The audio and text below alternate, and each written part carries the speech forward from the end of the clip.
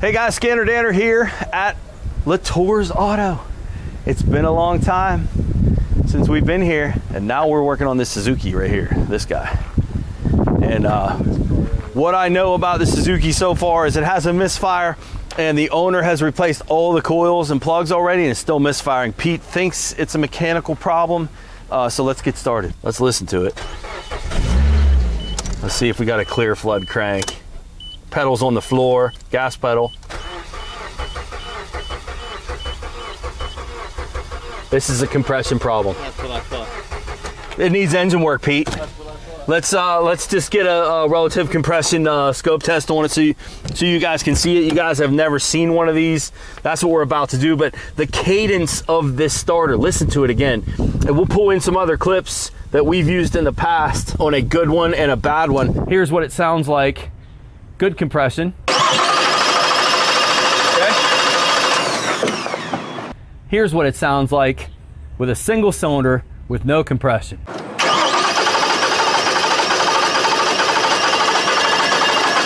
Listen, pedal to the floor, clear flood crank. All right, so we got to get a hood prop. You like my hood prop? Awesome.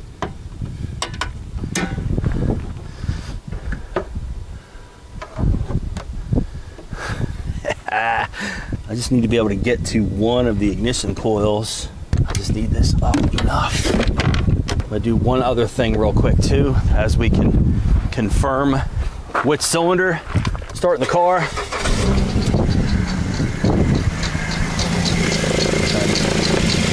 Dead misfire, unplugging coils.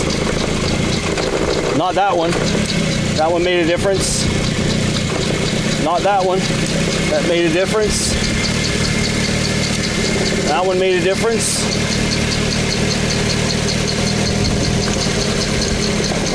They all did. Hold on.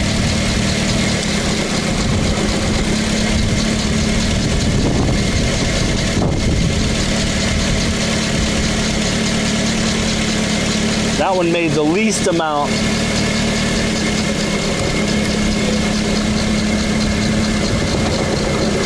These center two, this one especially.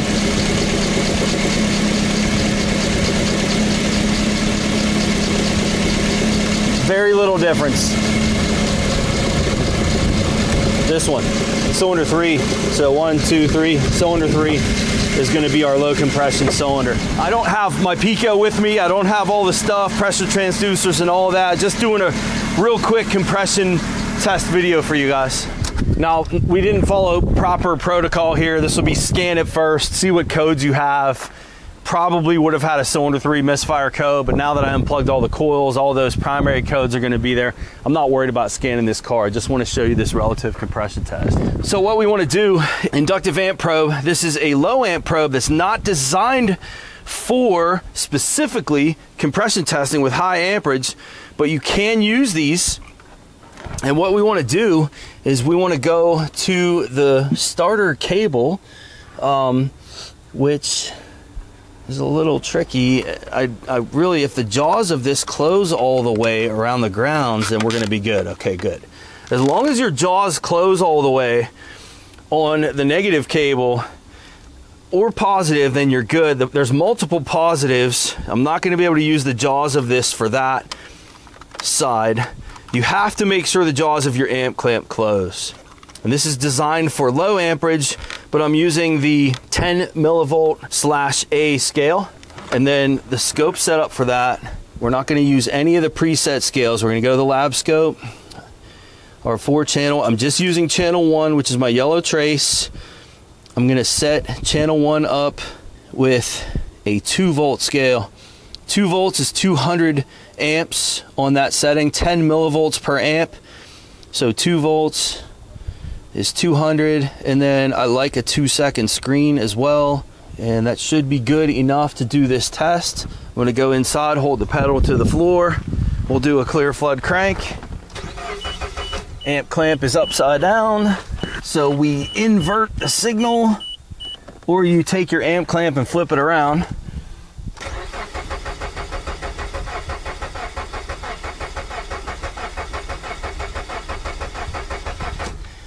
That was interesting. At first it was good. The crank normal. It's going to be some kind of valve issue. All right, so a couple things. One, when we first started cranking this, look how even and uniform these are.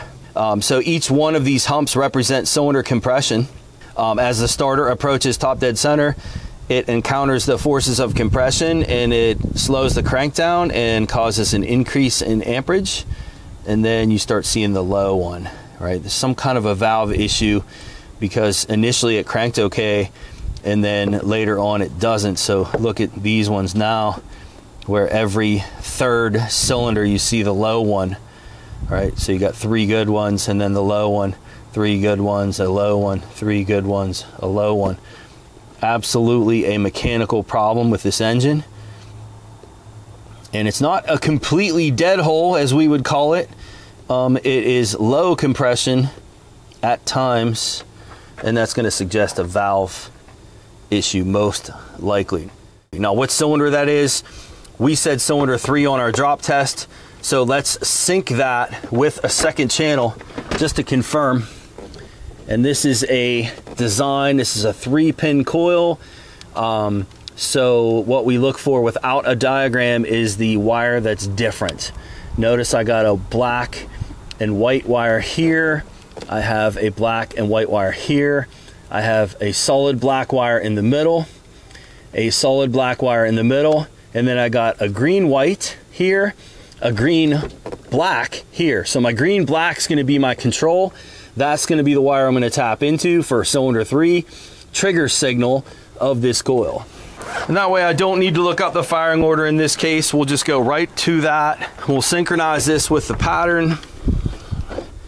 As far as our grounds go for the scope, we want to use the piggyback. Go here and we'll piggyback our grounds. Okay.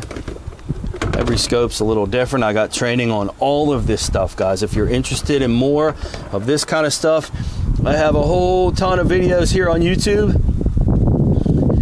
Like 700 some videos on YouTube, and I have like 540 more videos on my website where I get into more detailed training for you guys.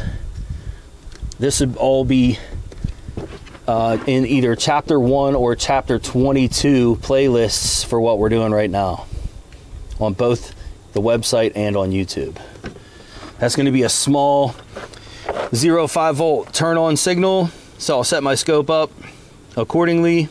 We'll set this to a 10 volt and that should be good. I'll crank it over again, see what we have. Oh, nope, one more thing.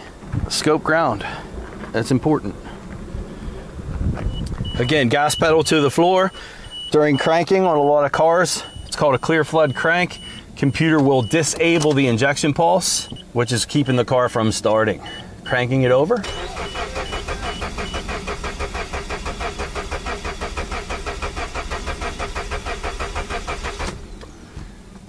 I had spikes on all of those. That's not good. Let's filter that. I had peak detect turned on. Let's turn that off. Let's do that one more time. It's not our low compression cylinder either, which is crazy.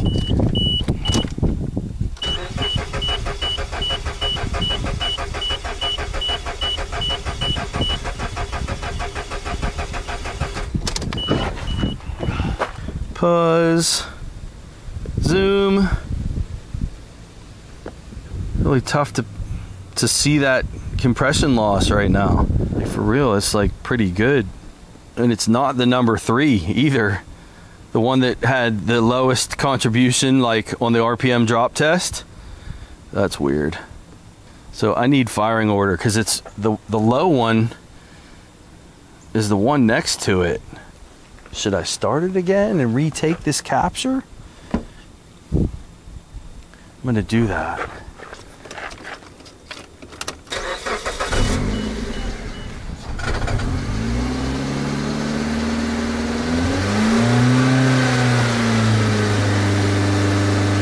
Typical of a valve train issue too is higher RPM. I don't really feel a misfire at all. Yeah, it's pretty tough it's a little rough, but typically a valve issue. You'll feel them more at idle speeds. Try this waveform again.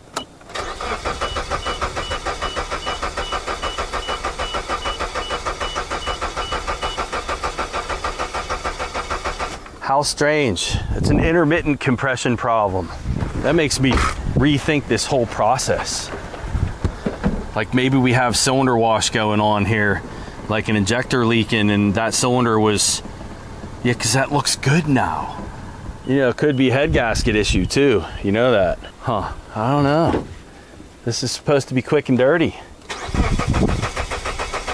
It's like, where'd my compressor problem go? Hear how nice the cadence is now? That's good. How weird. Well, now we don't have to pull in the other video for cadence, like listening to it before, when we started, and after. So anyway, with that sync in here, now you can at least identify the number 3 cylinder, and then you find your low one in there, which isn't there anymore. So that's number 3 right there, that's number 3 right there, that's number 3 right there, and then you just plug in your fire guarder.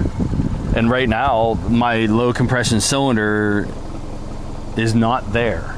So intermittent low compression can be cylinder wash from fuel, an injector that's leaking, in which case we're gonna have massively negative fuel trim numbers, or it's gonna be something mechanical that is coming and going.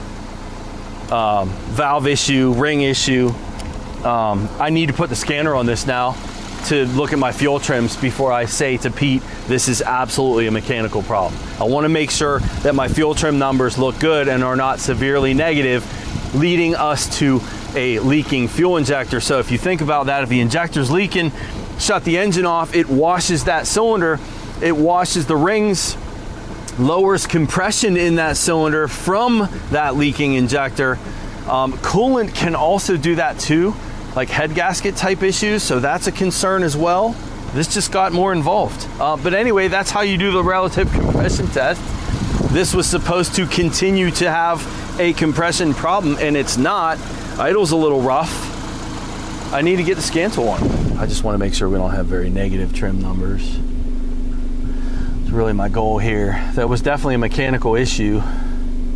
We just want to eliminate the possibility that it had cylinder wash. We're gonna have all kind of coil codes in here.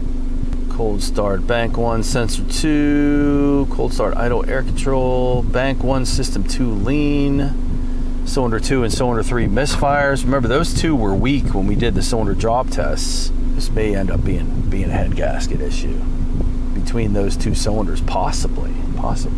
So I'm interested in my fuel trims. Short-term fuel trim, long-term fuel trim. So we're reading plus 20% on the long-term, 3% on the short. Raise the RPM, drastic improvement. So this has a vacuum leak, is what that's suggesting. I do have the air filter picked up, but I don't think I disturbed that. It's running pretty good at that speed. Yeah, that's classic vacuum leak when you see trims do that. But that's not going to be a leaking fuel injector. This is not a leaking fuel injector. Typically, head gasket failures will skew oxygen sensors and give you messed up readings too. That could explain the code we had. The bank 1 sensor 2 circuit performance, that's downstream. That's fuel system 2 lean code. I don't like that.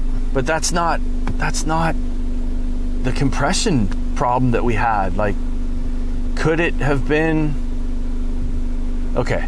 Sometimes if an engine is cranked over for a period of time, you can collapse a lifter and then you have a compression problem initially. It's like, I'm like thinking otherwise now on this car as far as what to do with it.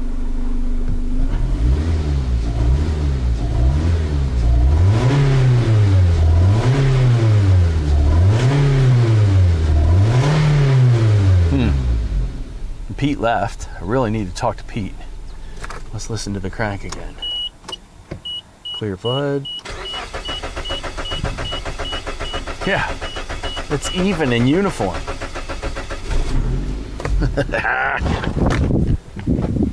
Just stole on me. Come under the hood.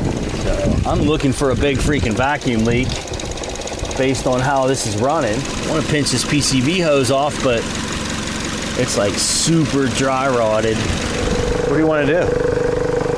I don't want to get lost on this. I'm not even prepared for this. I don't have my smoke tester. I don't have, I mean, I can get a water bottle and spray it, but this is classic vacuum leak stuff, man. But I had a compression problem when we started. So just a quick and dirty vacuum leak tester. See what we can come up with. We may have to come back for this. I don't have everything I need here for this car today. I was trying to show you guys something quick, and this is turning out to not be that. I don't believe it was cylinder wash from a fuel injector. That much I can tell you. I'm gonna check this intake gasket. Listening for a leak.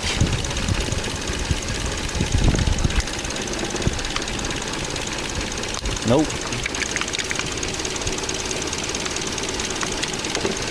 Nope.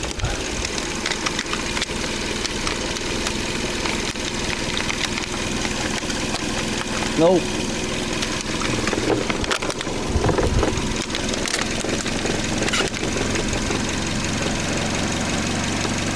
Nope. Nope. It's possible the MAF's contaminated too. Typically when you see trims improve like that, it's a vacuum leak. I need to pinch this PCV hose off. I gotta get a pair of pliers. Be right back. You can look at the total trim too. It's a combination of the two, but I'm gonna pinch this PCV line off. And this will answer for me, like PCV valves can be a problem where they get stuck open. Pinching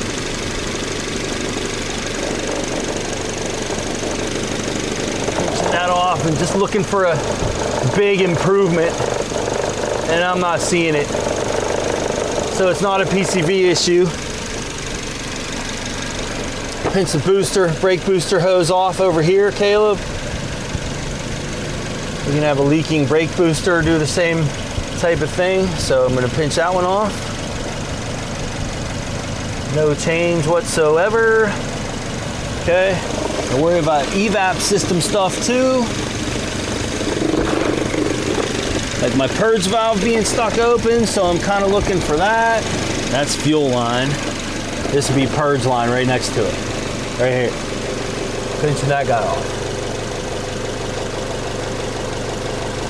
No change on my short term at all. So it's not that. We can do a mass airflow unplug it test. See what the trims look like unplugged on the MAF. Minus 17. Could be a dirty MAF. Could be.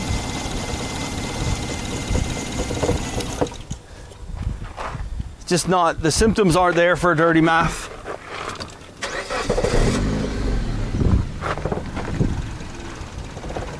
These are vacuum leak. These are vacuum leak type symptoms, man. But where's my leak? The water test is usually pretty effective. I'm gonna get lost on this. So what are we doing now? We got misfires on the center two cylinders from history. We got a 171 code, and we have intermittent compression problems. The compression issue that we had is not caused by a leaking fuel injector. That much I can tell you for sure, because we would have negative trim numbers and we do not. As far as head gasket goes,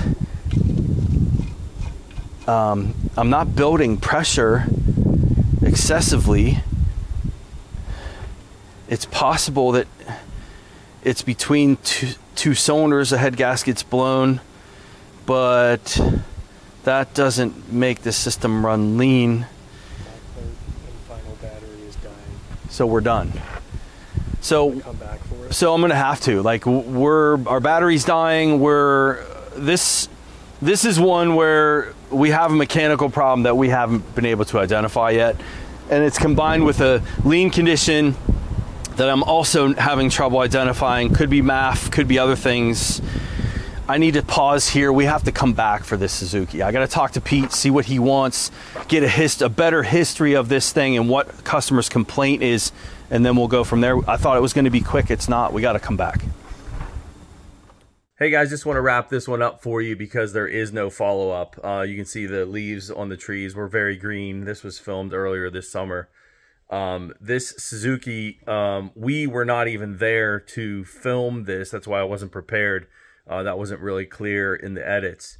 We did a different car there that day, and the Suzuki was just kind of thrown in on top of it. And so it was an intermittent compression problem, and we just left it at that. The customer didn't want to do anything with it. And I want to be clear that the test that I was doing looking for the lean condition had nothing to do with the intermittent compression issue. I was trying to equate like cylinder wash with a leaking injector, which would be very uncommon to see that anyway. It would have to be a severe leak, and that's why I was looking for negative fuel trim numbers. I was surprised to see positive. It had the symptoms of a vacuum leak, and that's why I was spraying.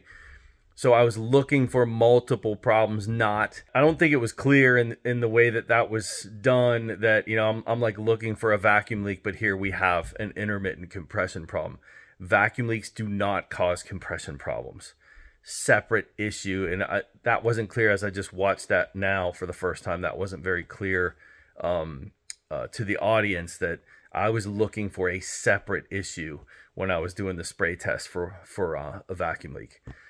So I don't have a conclusion for you guys. I apologize for that. It was just one of those ones where you definitely want to tread carefully. When you hear the cadence of a starter that cranks like that, we've done this so many times and showed it so many times. You don't want to put parts in that car. What did the customer do? They did all the coils, all the plugs, and that was just a waste of money. So tread carefully when you're in this field. You have a car with a misfire like that. I believe that further investigation could have revealed the exact issue. It seemed that the compression problem went away whenever we started the car and ran it, so that could lead towards a lifter issue or, you know, something hydraulic. Could be a valve seat issue. I've seen intermittent issues with a valve seat, but I never got a chance. I think that would be a prime example of one where you would sell additional time to do further investigation. You did your preliminary stuff, and then, you know, I mean, of course, spend an hour, you know, whatever, charge for that, but then, you know, get on the phone, talk to the customer, say, hey, this could get expensive. What do you want to do? Do you want to move forward with this? We know we have a compression problem, but what we don't know is it on the top end? Is it on the bottom end? And, you know, if it's on the bottom end and it's rings and something like that, I mean, you're talking about an engine overhaul. If it's on the top end, you know, you still could be talking about an engine overhaul depending on what it is. You know, we saw in my Power Wagon whenever and I know it's old school, but it doesn't matter. That I had a lifter that was destroyed and wiped out a cam lobe, and then there was, you know, those metal shavings go all through the engine. So you got to tread carefully on these. Communicate with your customers, key. But anyway, I hope you guys like that one. We've been sitting on it for a while because we didn't really like the way it ended, and so I'm just trying to end it here like this. And yeah, but thank you guys so much for following. We appreciate you guys being here, and we'll see you next time.